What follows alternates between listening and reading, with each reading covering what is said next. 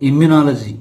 Immunology means overall ability of the body to destroy or fight against disease causing organisms or foreign materials. అంటే మనం ఇమ్యూనాలజీలో ఏం చెప్తున్నాం అంటే overall ability of బాడీకి ఉండే ఎబిలిటీ ఏంటంటే డిస్ట్రాయ్ ఫారిన్ పార్టికల్స్, ఏవైతే బాడీలోకి ఎంటర్ అయ్యే ఫారిన్ పార్టికల్స్ లేదా డిసీజ్ని కాజ్ చేసే ఆర్గనిజమ్స్ ఏవైతే బాడీలోకి ఎంటర్ అవుతాయో వాటిని డిస్ట్రాయ్ చేసే క్యాపబిలిటీ బాడీకి ఉంటుంది. ఆ క్యాపబిలిటీని ఏమంటాం అంటే ఇమ్యూనాలజీ అంటాం. ఇమ్యూన్ సిస్టమ్ అంటే ఏంటంటే మనకి కొన్ని ఆర్గాన్స్ కానీ, కొన్ని సెల్స్ కానీ, కొన్ని టిష్యూస్ కానీ కొన్ని కలిసేసి మనకేమవుతుందంటే ఒక సిస్టమ్గా ఫామ్ అవుతుంది. ఇప్పుడు ఇమ్యూన్ సిస్టంలో ఏమేమి ఇన్వాల్వ్ అవుతున్నాయి? The network of organs, cells, proteins. ఓకేనా? ఆర్గాన్స్, సెల్స్, ప్రోటీన్స్ ఇవన్నీ కలిసి ఏం చేస్తాయంటే హార్మ్ఫుల్ సబ్స్టెన్స్ నుంచి బాడీని ప్రొటెక్ట్ చేస్తూ ఉంటుంటాయి. ఓకేనా? లేదా ఇన్ఫెక్టియస్ ఏజెంట్స్ ఏవైతే ఉన్నాయో వాటి నుంచి ప్రొటెక్ట్ చేస్తూ ఉంటుంటాయి. అవి ఏమిటి అంటే బ్యాక్టీరియా కానీ, వైరస్ కానీ, పారాసైట్స్ కానీ, ఫంగై కానీ, వీటన్నిటిని డిస్ట్రాయ్ చేయడానికి బాడీలో కొన్ని ఆర్గాన్స్ లేదా సెల్స్, ప్రోటీన్స్ ఇవన్నీ కలిసేసి ఒక సిస్టమ్గా ఫామ్ అవుతుంది. దాన్ని ఏమంటున్నాం అంటే ఇమ్యూన్ సిస్టమ్ అంటున్నాం. ఇమ్యూన్ సిస్టమ్ యొక్క ప్రైమరీ ఫంక్షన్ ఏంటంటే అసలు ఇమ్యూన్ సిస్టమ్కి ఉండవలసిన ప్రైమరీ ఫంక్షన్, మెయిన్ ఫంక్షన్ ఏంటంటే difference between self and non self. అంటే మనకేంటంటే సెల్ఫ్, నాన్ సెల్ఫ్ అంటే ఏంటి? సెల్ఫ్ అంటే మన బాడీలో కొన్ని సబ్స్టెన్స్ రిలీజ్ అవుతూ ఉంటుంటేనా ఆ సబ్స్టెన్స్ ఏమవుతుందంటే అవి మన బాడీలో రిలీజ్ అయ్యే వాటిని సెల్ఫ్ అంటాం. అలా కాకుండా బయట నుంచి కొన్ని లోపలికి ఎంటర్ అవుతూ ఉంటుంటాయి బాడీలోకి. ఓకేనా? వాటిని ఏమంటుంటే నాన్ సెల్ఫ్ అంటాం. ఇమ్యూన్ సిస్టానికి ఉండాల్సింది ఏంటంటే బాడీలో ఏం ఫామ్ అవుతుంది, బయట నుంచి ఏమి అడిషనల్గా లోపలికి యాడ్ అవుతుంది, లోపలికి వస్తుంది, ఇవి ఐడెంటిఫై చేసే కెపాసిటీ అనేది ఇమ్యూన్ సిస్టానికి ఉండాలి. ఎప్పుడైతే ఇమ్యూన్ సిస్టానికి ఈ కెపాసిటీ ఉండదో అప్పుడు ఇమ్యూనలాజికల్ డిజార్డర్స్ అనేవి వస్తుంటుంటాయి. కదా? ప్రైమరీ ఫంక్షన్ చాలా ఇంపార్టెంట్ అన్న. ప్రైమరీ ఫంక్షన్ ఏమంటే ఇమ్యూన్ సిస్టమ్కి ఉండవలసిన ప్రైమరీ ఫంక్షన్ ఏంటంటే ఐడెంటిఫై చేయాలి ఫస్ట్ ఏది సెల్ఫ్, ఏది నాన్ సెల్ఫ్. అంటే బాడీలో ఏం రిలీజ్ అవుతుంది, బయట నుంచి ఏం వస్తుంది, బాడీలో ఉండే వాటిని సెల్ఫ్, వాటి మీద ఎటువంటి ఎఫెక్ట్ చూపించకూడదు. ఇప్పుడు ఏదన్నా హార్మోన్ కానీ ఏదన్నా ప్రోటీన్స్ కానీ రిలీజ్ అవుతుంది నన్ను బాడీలో, వాటికి ఎగ్నెస్ట్గా ఎట్టి పరిస్థితుల్లోనూ ఇమ్యూన్ సిస్టమ్ వాటికి ఎగ్నెస్ట్గా యాంటీబాడీస్ని ఫామ్ చేయకూడదు. నాన్ సెల్ఫ్ ఏవైతే బయట నుంచి వస్తున్నాయో వాటికి ఎగ్నెస్ట్గా ఫైట్ చేయాలి ఇమ్యూన్ సిస్టమ్ అనేది. ఇలా ఐడెంటిఫై చేసే కెపాసిటీ అనేది ఇమ్యూన్ సిస్టానికి ఉండాలి. ఓకేనా? అది మెయిన్ ప్రైమరీ ఫంక్షన్ అంటారు. తర్వాత బాడీని ప్రొటెక్ట్ చేయాలంట. వేటి నుంచి అంటే కనుక హార్మ్ఫుల్ సబ్స్టెన్స్, మైక్రో ఆర్గానిజమ్స్ కానీ, టాక్సిన్స్ కానీ, క్యాన్సర్ సెల్స్ నుంచి కానీ ఏంటంటే బాడీని ప్రొటెక్ట్ చేస్తూ ఉండాలి. ఇమ్యూన్ సిస్టమ్ను మనం ఏమంటున్నాం అంటే 24 hours బై 7 days అంటే 24 గంటలు ఎప్పటికప్పుడు కంటిన్యూగా మన బాడీని ప్రొటెక్ట్ చేస్తూ బాడీ గార్డ్ లాగా పనిచేసేది ఏంటంటే ఇమ్యూన్ సిస్టమ్. ఓకేనా? ఎక్కడ రెస్ట్ తీసుకోదు ఇమ్యూన్ సిస్టమ్, ఎప్పటికప్పుడు అబ్జర్వేషన్ చేస్తూ ఉంటుంటుంది లోపలికి ఏం ఎంటర్ అవుతుంది బాడీలోకి అనేది. అందుకే బాడీ గార్డ్ సిస్టమ్ అంటారు. Study of immunity is called immunology. Father of immunology Edward జన్నర్.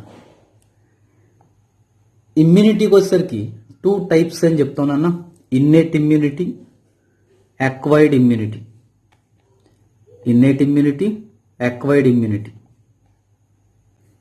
Difference between innate immunity and acquired immunity. Innate అంటే బై బర్త్ నన్ను, ప్రజెన్స్ ఎట్ బర్త్, బై బర్త్తోనే ఉండే ఇమ్యూన్ సిస్టమ్ని ఏమంటారంటే ఇన్నేట్ ఇమ్యూనిటీ అంటారు. Acquired immunity or adaptive immunity. ఇదేంటంటే acquired response to antigens. ఇది by బర్తే form అవుతుందన్న. ఏమవుతుందంటే ఇది ఏదైనా యాంటీజెన్ మన బాడీలోకి ఎంటర్ అయిన తర్వాత ఈ immunity, acquired immunity or adaptive immunity అనేది స్టార్ట్ అవుతుంది. అంటే ఒక యాంటీజెన్ ఎంటర్ అయింది అనుకో, దానికి ఎగ్నెస్ట్గా యాంటీబాడీ ఫామ్ అవటం, అంటే దానికి అడాప్ట్ అవటం, ఓకేనా? దాన్ని ఏమంటాం అంటే adaptive immunity are acquired immunity అంటాం.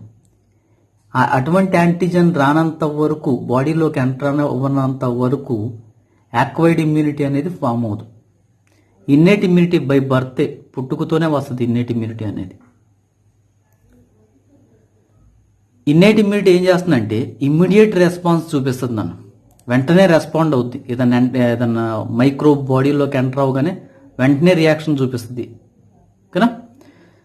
అక్వైర్డ్ ఇమ్యూనిటీకి వచ్చేసరికి టైం ఎక్కువ తీసుకుంటుంది అన్న రెస్పాండ్ అవడానికి. అంటే ఒక యాంటీజెన్ బాడీలోకి ఎంటర్ అయిన తర్వాత 2 to 6 days పడుతుంది.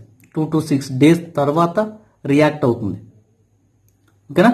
అది అందుకే దాన్ని అంటే, ఎందుకంటే ఈ లోపల వాటిని వచ్చిన బాడీలోకి ఎంటర్ అయిన యాంటీజెన్ ఐడెంటిఫై చేయాలా, వాటికి ఎగ్నెస్ట్గా యాంటీబాడీస్ని ఫామ్ చేసుకోవాలా, ఇదంతా టైం ఎక్కువ తీసుకుంటుంది. అందుకే long time to take response అంటాం. ఎంత టైం పడుతుందంటే 2 to 6 days పడుతుంది అది రెస్పాండ్ అవటానికి. ఇదేంటంటే నాన్ స్పెసిఫిక్. ఇన్నేట్ ఇమ్యూనిటీ అనేది నాన్ స్పెసిఫిక్ అంటాం. అక్వైర్డ్ ఇమ్యూనిటీ అనేది స్పెసిఫిక్ రెస్పాన్స్ అంటాం.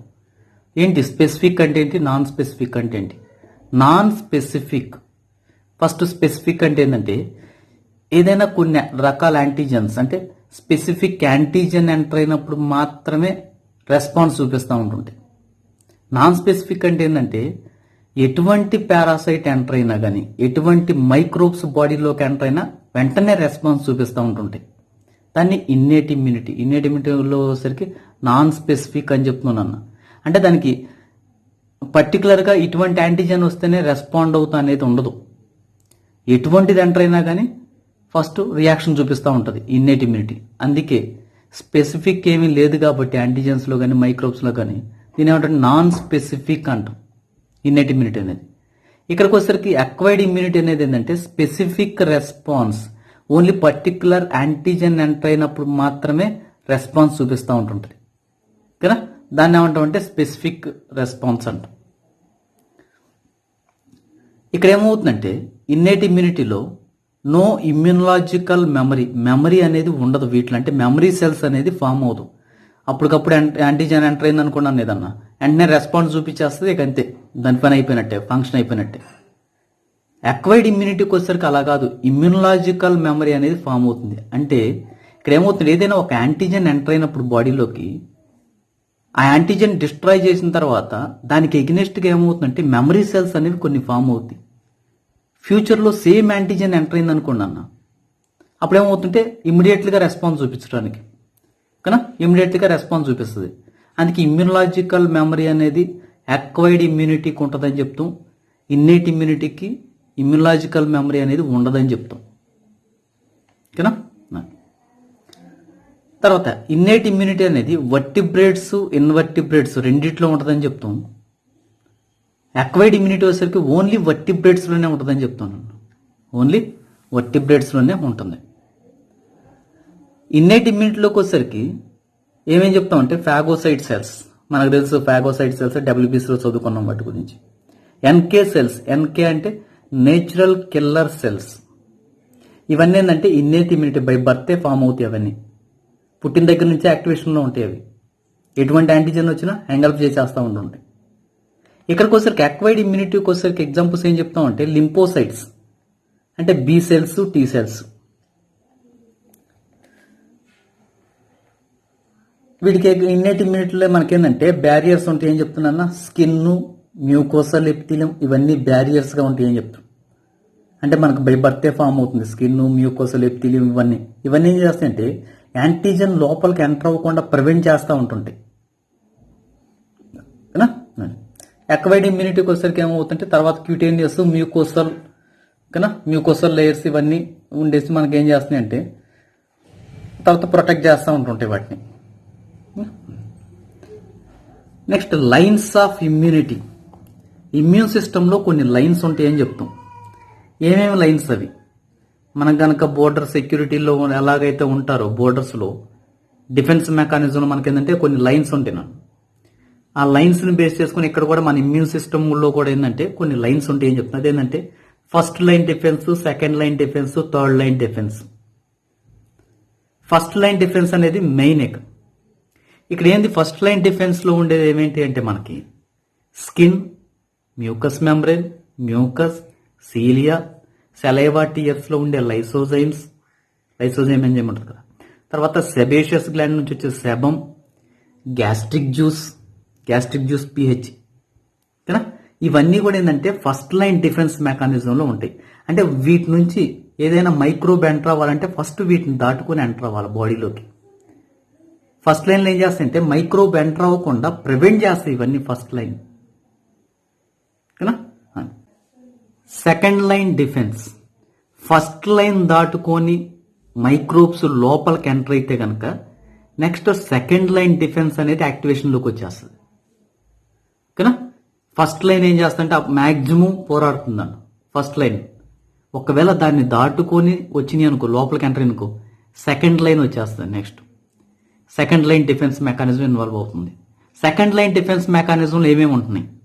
పాగోసైట్ cells, NK cells, natural killer cells, anti microbial substance, inflammation, fever, ఇవన్నీ కూడా మనకు సెకండ్ లైన్లోనే వచ్చేస్తున్నాయి ఓకేనా. ఫస్ట్ సెకండ్ లైన్స్ ఈ రెండు కూడా వెంటనే రియాక్ట్ చూపిస్తాయి. మైక్రోబ్ ఏదన్నా ఎంటర్ అవ్వగానే బాడీలోకి వెంటనే రియాక్షన్ చూపించేస్తాయి first line second line defence అనేవి కదా. అందుకే ఇవేంటంటే నాన్ స్పెసిఫిక్ అంటాం. ఏది వచ్చినా కానీ రియాక్షన్ చూపిస్తాయి కదా. అది అందుకే first line second line defence mechanism అనేది నాన్ స్పెసిఫిక్ మెకానిజమ్స్ అంటాం. నెక్స్ట్ థర్డ్ లైన్కి వచ్చేసరికి ఏమేమి ఉంటున్నాయి అంటే ఫస్ట్ లైన్ దాటుకుని సెకండ్ లైన్కి వచ్చింది. సెకండ్ లైన్ వల్ల కూడా అవ్వలేదు. అప్పుడు ఏంటంటే థర్డ్ లైన్ యాక్టివేషన్లోకి వస్తుంది. Third line of defence mechanism. Third లైన్లో ఇన్వాల్వ్ అయ్యేది ఏంటంటే లింఫోసైట్స్, యాంటీబాడీస్ ఓకేనా. ఈ థర్డ్ లైన్ డిఫెన్స్ అనేది ఏంటంటే మనకి హైలీ స్పెసిఫిక్ అంటాం. ఓన్లీ పర్టికులర్ యాంటీజెన్స్ వచ్చినప్పుడు మాత్రమే రెస్పాన్స్ చూపిస్తాయి అవి ఓకేనా. అది ఇవేమవుతుందంటే ఫంక్షనల్గా మనం చెప్పుకున్నాం ఆల్రెడీ, ఈ టైం ఎక్కువ తీసుకుంటుందని చెప్పుకున్నాం. యాక్వైర్డ్ ఇమ్యూనిటీలో వీటి గురించే చెప్పుకున్నాం. అంటే మనకి ఇక్కడ ఏమవుతుందంటే యాంటీజెన్ లోపలికి ఎంటర్ అయిన తర్వాత అవి మరలా యాక్టివేషన్లోకి రావడానికి, అంటే అవి ఫంక్షనల్గా కన్వర్ట్ అవడానికి కొంచెం టైం ఎక్కువ తీసుకుంటుంది. ఫస్ట్ లైన్ సెకండ్ లైన్ అనేది ఏంటంటే క్విక్గా రెస్పాండ్ అవుతానన్నా ఇది కొంచెం లేట్గా అవుతుంది. ఎందుకంటే ఫంక్షనల్గా కన్వర్ట్ అవ్వాలి, వాటిని ఐడెంటిఫై చేయాలి, యాంటీబాడీస్ని ఫామ్ చేయాలి, ఇవన్నీ టైం ఎక్కువ తీసుకుంటుంది ఓకేనా. ఫస్ట్ లైన్ సెకండ్ లైన్ అనేది ఇన్నేట్ ఇమ్యూనిటీ అని చెప్తున్నా, బై బర్తే వచ్చేస్తుంది. థర్డ్ లైన్కి వచ్చేసరికి ఏంటంటే acquired immunity or adaptive immunity అని చెప్తాం. ఇమ్యూన్ సిస్టంలో కొన్ని బ్యారియర్స్ ఉంటాయి నాన్న. అంటే first line second line third line డిఫెన్స్ని మనం బ్యారియర్స్గా డివైడ్ చేసుకుంటున్నాం. వీటిలో వచ్చేసరికి physical barriers, physiological barriers, cellular barriers, cytokine barriers. First physical barrier ఏం చేస్తుంది? ఫిజికల్ బ్యారియర్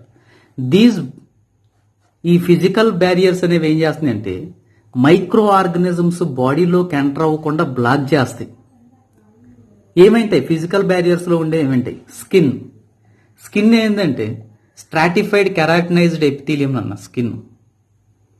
ఇదేం చేస్తుందంటే మనం ఫస్ట్లోనే చెప్పుకున్నాం, ఫస్ట్ ఇయర్లో స్ట్రక్చరల్ ఆర్గనైజేషన్ దగ్గర ఎటువంటి మైక్రోబ్ కూడా లోపల ఎంటర్ అవ్వనీయకుండా టైట్గా బైండ్ అయి ఉంటుంది మొత్తం. స్ట్రాటిఫైడ్ కెరాటినైజ్డ్ ఎపిథీలియంతో ఫామ్ అవుతుందన్న స్కిన్. ఎటువంటి మైక్రో ఆర్గనిజమ్స్ని లోపలికి ఎంటర్ అవ్వలేదు. స్కిన్ డ్యామేజ్ అవ్వనంత వరకు, స్కిన్ మీద ఎటువంటి రప్చర్ లేనంత వరకు స్కిన్ ద్వారా ఎటువంటి మైక్రో ఆర్గనిజం లోపలికి ఎంటర్ అవ్వదు. ఎందుకంటే కనుక స్ట్రాటిఫైడ్ కెరాటినైజ్డ్ ఎపిథీలియంతో ఫామ్ అవుతుంది కాబట్టి. స్కిన్కి ఏదన్నా డ్యామేజ్ అయితేనే లోపలికి ఎంటర్ అవుతాయి మైక్రోబ్స్ ఓకేనా. స్కిన్ నుంచి ఎట్టి పరిస్థితుల్లో ఎంటర్ అవడానికి అవకాశం లేదు ఇంకా. నెక్స్ట్ మ్యూకస్ ఏం చేస్తుందంటే మనకి బాడీలో, అంటే స్కిన్ కాకుండా ఎక్కడైతే ఓపెనింగ్స్ ఉంటాయో ఆ ఓపెనింగ్స్ మొత్తాన్ని కవర్ చేస్తూ ఏముంటుందంటే మ్యూకస్ ఉంటుంది. ఈ మ్యూకస్ ఏం చేస్తుందంటే మైక్రో ఆర్గనిజమ్స్ని లోపలికి వెళ్ళనీయకుండా ట్రాప్ చేస్తుంది. మ్యూకస్లో అవన్నీ ఏమంటే ట్రాప్ అవుతాయి మైక్రో ఆర్గనిజమ్స్ నెక్స్ట్ కొన్ని ఎక్కడైతే కొన్ని కెనాల్స్, హోల్స్, ట్యూబ్స్ లాంటివి ఉంటాయో వాటిలో ఏంటంటే సీలియా ఉంటుంది. ఈ సీలియా ఏం చేస్తుందంటే profile the micro organisms out of the body నుంచి బయటికి నెట్టేస్తూ ఉంటుంటాయి సీలియా అనేది. మనకు నోస్లో ఏంటంటే హెయిర్ ఉంటుందని చెప్పుకున్నాం, ఆల్రెడీ చెప్పుకున్నా రెస్పిరేషన్ దగ్గర. ఈ హెయిర్ ఏం చేస్తుందంటే ఫిల్టర్ చేస్తుంది, మైక్రో ఆర్గనిజమ్స్ ఏమి లోపల ఎంటర్ అవ్వకుండా ఫిల్టర్ చేస్తుంది. తర్వాత మ్యూకస్ లైనింగ్ ఎపిథీలియం. కొన్ని చోట్ల ఎపిథీలియంకి ఏమవుతుంటే మ్యూకస్ లైనింగ్ ఉంటుంది, మనకు ఆల్రెడీ తెలుసు. Respiratory tract, gastro intestinal tract, urinogenital tract. ఇవన్నీ కూడా ఏం చేస్తుంది అంటే మైక్రో ఆర్గనిజమ్స్ లోపలికి ఎంటర్ అవ్వకుండా ప్రివెంట్ చేస్తాయి. ఇవన్నీ ఏంటంటే మనకి ఫస్ట్ లైన్లో ఉంటున్నాయి. మనం ఫస్ట్ లైన్ డిఫెన్స్ మెకానిజం చెప్పుకున్నాను.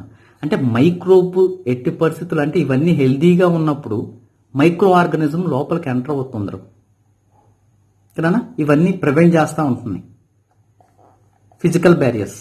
తర్వాత ఫిజియలాజికల్ బ్యారియర్స్కి వచ్చేసరికి ఏం చెప్తున్నాం అంటే బాడీ టెంపరేచర్.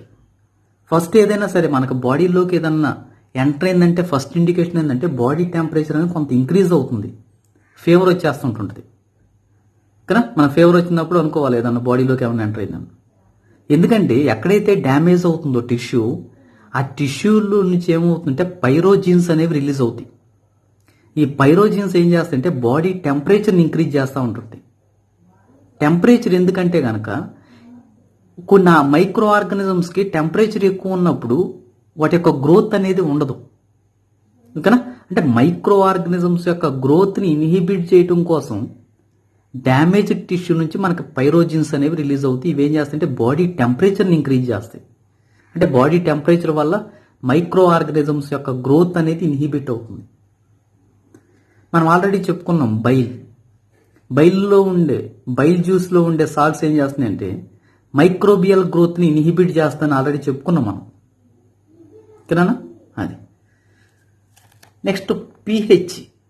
ఏది మనకు pH కానీ ఓకేనా, మనం ఆల్రెడీ చెప్పుకున్నా pHs ఒక్కొక్క దానికి ఒక్కో జ్యూస్కి ఒక్కో రేంజ్ ఉంటుందని చెప్పుకున్నాం.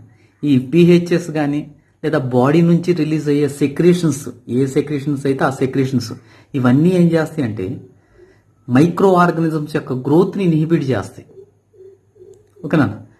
మన బాడీ నుంచి రిలీజ్ అయ్యే ప్రతి సెక్రేషను ఏదో విధంగా ఏంటంటే ఆ మైక్రోబ్స్ యొక్క అంటే ప్రొటెక్షన్ కోసం, బాడీ ప్రొటెక్షన్ కోసం యూజ్ అవుతూ ఉంటుంది.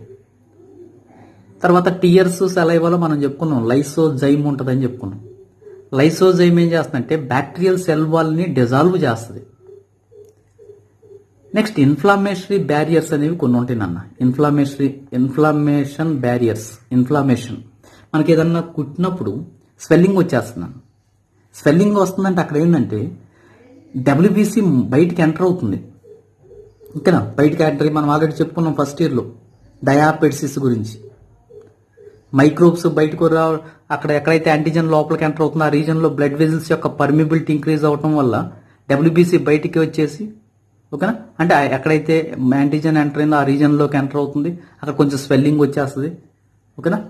అది ఇన్ఫ్లమేషన్ అని చెప్పుకున్నాను. దాంతో పాటుగా మనకి ఏంటంటే మాస్ట్ సెల్స్ ఇన్ఫ్లమేటరీ సబ్స్టెన్స్ని రిలీజ్ చేస్తూ ఉంటుంటాయి. మాస్ట్ సెల్స్ ఆల్రెడీ చెప్పుకున్నాం మనకి హిస్టమైన్, బ్రాడికైరిన్ ఇవన్నీ రిలీజ్ చేసి ఏం చేస్తాయంటే ఇన్ఫ్లమేషన్ కాజ్ చేస్తాయి. దీనివల్ల డబ్ల్యూబీసీ బయటకు వచ్చేసి ఎంగల్ప్ చేసేస్తూ ఉంటుంటాయి. ఈ విధంగా ఫిజియలాజికల్ బ్యారియర్స్ కూడా ఏం చేస్తున్నాయి అంటే మైక్రోబ్స్ ఎంటర్ అవ్వకుండా ప్రివెంట్ చేస్తూ ఉంటుంటాయి. అంటే మైక్రోబ్స్ ఒకవేళ ఎంటర్ అయిన తర్వాత ఏంటంటే వాటి యొక్క గ్రోత్ని ఇన్హిబిట్ చేస్తూ ఉంటుంటాయి. సెల్యులార్ బ్యారియర్స్లోకి వచ్చేసరికి ఏం చెప్తామంటే మ్యాక్రోఫేజెస్, ల్యూకోసైట్స్, ఎన్కే సెల్స్, ఇవన్నీ సెల్స్, ఇవి ఇమ్యూన్ సిస్టంలో ఇన్వాల్వ్ అవుతాయి కాబట్టి ఇది సెల్యులార్ బ్యారియర్స్ అంటారు. ల్యూకోసైట్స్లోకి వచ్చేసరికి న్యూట్రోఫిల్స్, మోనోసైట్స్, ఇవి ఆల్రెడీ చెప్పుకున్నాను. ఇవేమవుతుంది ఎక్కడైతే డ్యామేజ్ అవుతుందో ఆ రీజన్లోకి వచ్చేసరికి ఏమవుతుందంటే డబ్ల్యూబీసీ యొక్క పర్మిబిలిటీ ఇంక్రీజ్ అవుతుంది. అంటే బ్లడ్ వెజిల్స్ యొక్క పర్మిబిలిటీ ఇంక్రీజ్ అవుతుంది, డబ్ల్యూబీసీ బయటకు వచ్చేస్తాయి. అంటే బ్లడ్ వెజిల్ నుంచి extra vascular migration of WBC ఓకేనా. ఏవైతే న్యూట్రోఫిల్స్, మోనోసైట్స్ ఉన్నాయో అవి ఏమవుతుందంటే ఎక్స్ట్రా వాస్కులర్ మైగ్రేషన్ బ్లడ్ వెజిల్ నుంచి డ్యామేజ్ టిష్యూ దగ్గరకు వచ్చేస్తాయి. ఆ ప్రాసెస్ని ఏమంటామంటే డయాపెటిసిస్ అంటాం. తర్వాత నేచురల్ కిల్లర్ సెల్స్, ఇవి కూడా అంతే. ఓకేనా. NK cells natural colour cells కూడా ఇన్వాల్వ్ అవుతాయి. తర్వాత సైటోకైన్ బ్యారియర్స్, ఇవేంటంటే ప్రోటీన్స్, ఇంటర్లూకిన్స్, ఇంటర్ఫెరాన్స్, ఇవి బ్యారియర్స్.